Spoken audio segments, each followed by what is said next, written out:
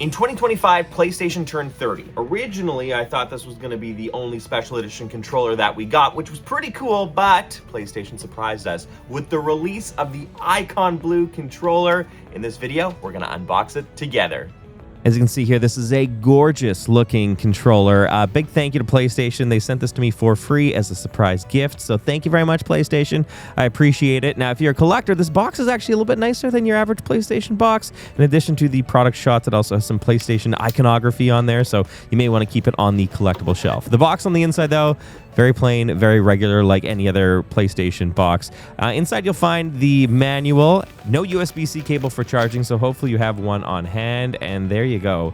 That is the controller in all of its glory. So one thing that I did not know until I actually got hands-on with this was the special characters in Japanese that are on the bottom of the controller. I had to pull out my Google Pixel 10 Pro Fold to use the translate function in Google Lens to discover that it is just the word PlayStation.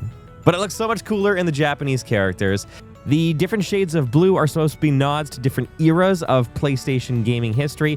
And I don't know if you knew this about PlayStation DualSense controllers, but the thing that makes the texture on the handles is actually tiny little PlayStation icons. And that's actually true for all PS5 controllers, so maybe a little Easter egg for you.